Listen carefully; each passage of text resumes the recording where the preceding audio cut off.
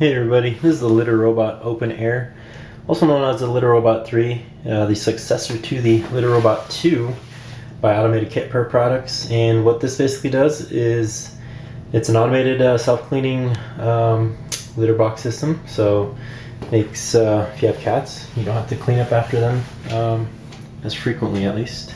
You do have to do a little cleaning, but the robot basically takes care of the hard part. So we have here the control panel for the product, and it has 4 buttons and 3 lights. We're going to start off by pressing the power button. What that does is, well, A, it powers the unit on, of course. B, it goes through the initialization process, which is analogous to running a cycle in the litter robot, which you can also run manually, but as part of starting up, this always happens. So a cycle, what is involved in the cycle is that the litter, clean litter, gets separated out from the clump litter and waste, and that's what's happening right here. It gets put into a temporary storage compartment, and the waste and clump litter goes into a hole, and that hole leads to the waste box below and essentially disposes of the waste. It kind of rotates all the way, even though the litter in this review had already left. Keeps going just to make sure litter from any extremes of the globe get disposed of. This rotating unit is called the globe, and the unit, or the piece holding the globe at the bottom, is called the base. So at the bottom of it. Right now it's returning back to the home position,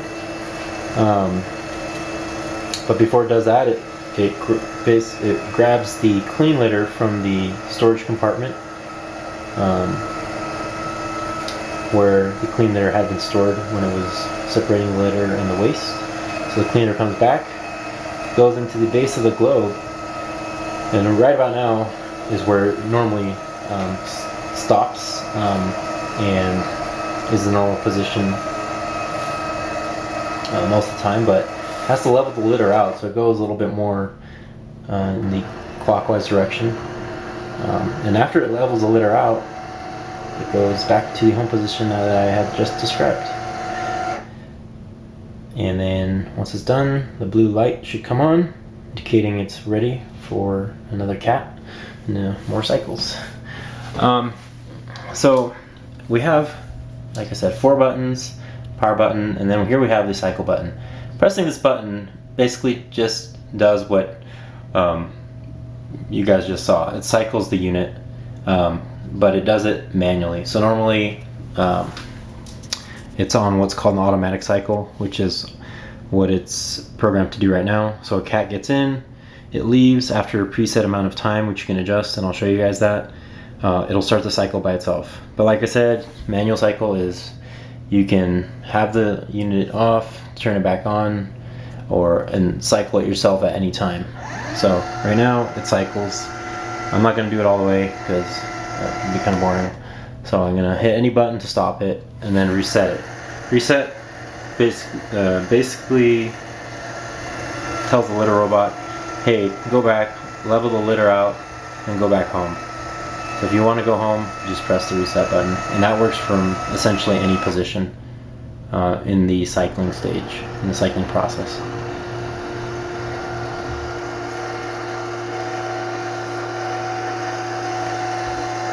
We have also an empty button, and that rotates the litter robot, or the globe of the litter robot, in the opposite direction. And what that does is, instead of just separating and disposing of the waste and separating the litter, it disposes of both. And as you can see, when it was on a normal cycle, it goes counterclockwise. And when it's on the empty cycle, it goes clockwise.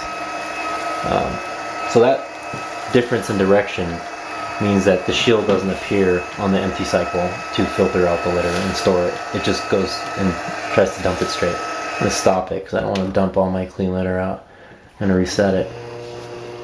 Interesting thing is when you reset it, when it's in the emptying process. It doesn't attempt to level the litter out in the opposite direction. It just goes home. That doesn't really bug me. I don't really see myself emptying the litter and whatever's in there at the same time. More of a traditional user, just clean the litter and remove the waste, and you go back home. So now we're gonna have to manually cycle it so that we can level the litter out ourselves, since it didn't do it because it was in the empty cycle. I'm going to stop it. I'm going to reset it. So I've had this unit about 2 weeks, and the inside of the globe is dusty and it's accumulating dirt, but you know, that's just the nature of the business with cat pooping. So it's pretty easy to clean out. Just take a wet towel, soapy towel, wipe down the base and any of the components. Just don't submerge the whole thing in water, because there are electrical components, unless you want the Darwin Award,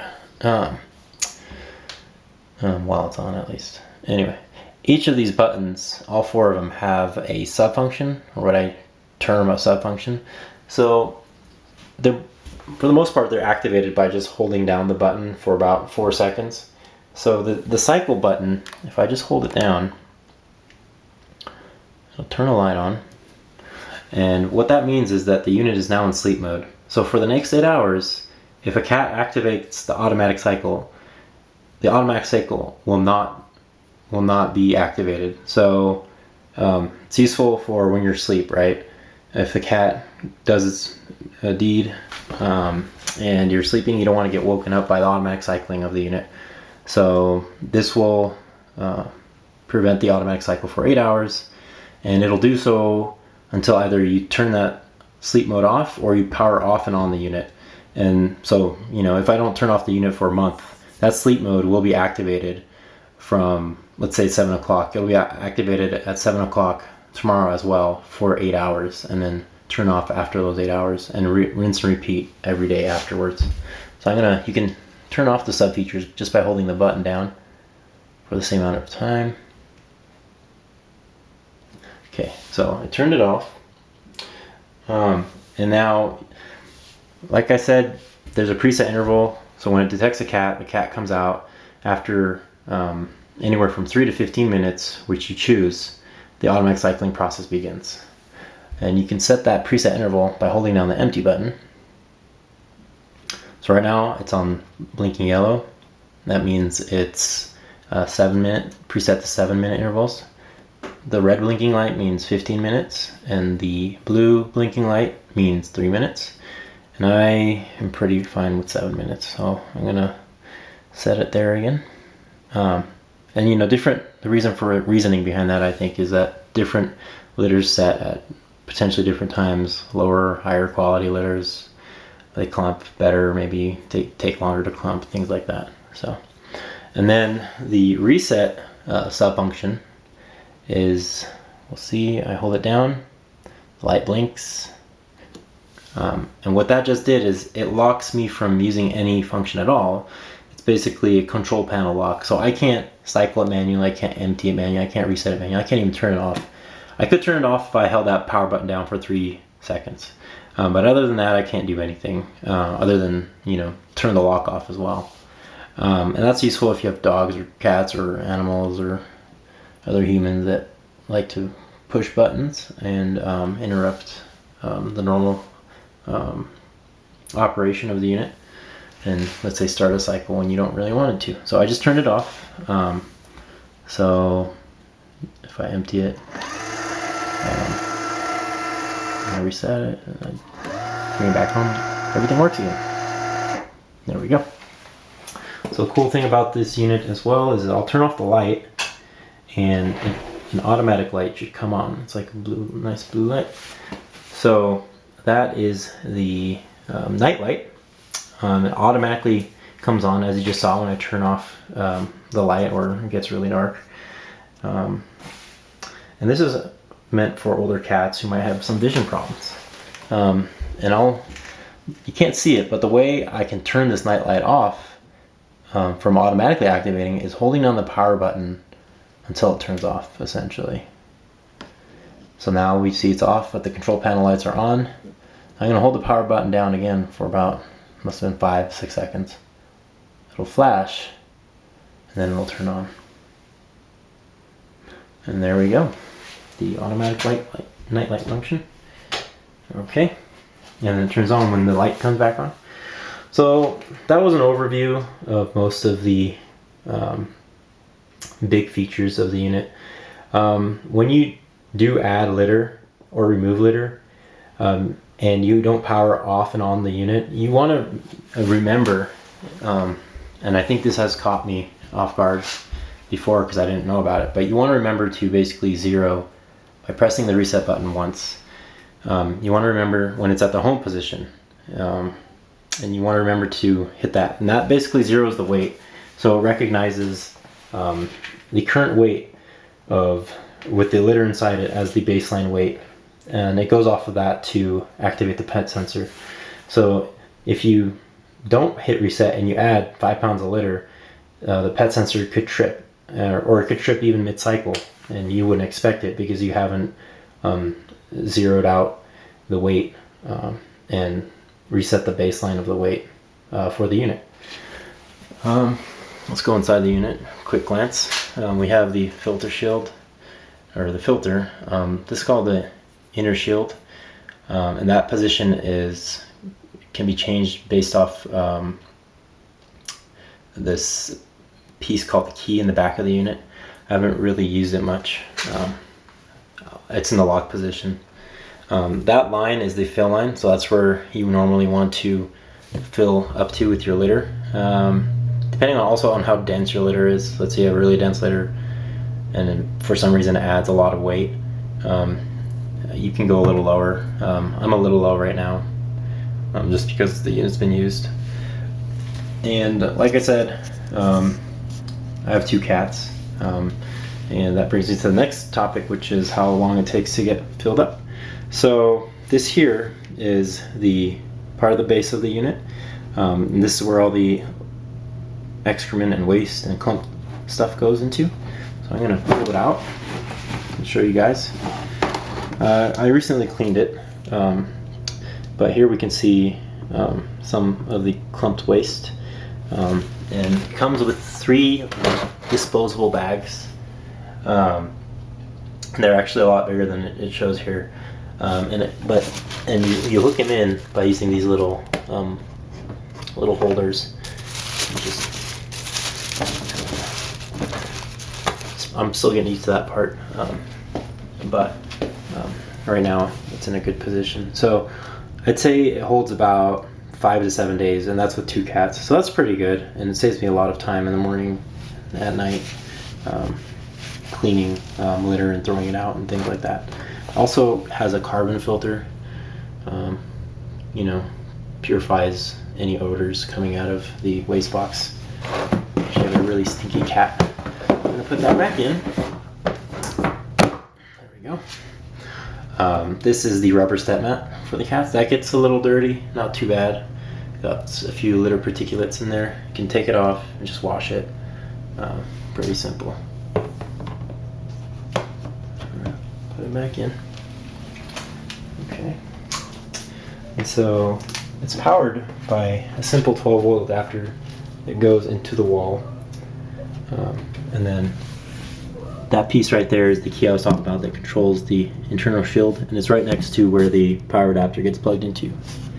And here, just in time, we have one of our vocal litter robot demo assistants to come help us out. And what I'm going to do now is I'm going to show you how, his name's Snickers, so I'm going to show you how it trips the unit up. So I'm going to put Snickers in. Sorry, Snickers. Okay, there you go. Thank you, sir. Now you can get up. So we just saw that Snickers had just tripped up the pet sensor by stepping into the unit. Snickers weighs about 10.5 pounds right now. they recommend your cat be at least 5 pounds. So it just turned the light to red, so that means it's gonna do its automated cycle in about 7 minutes.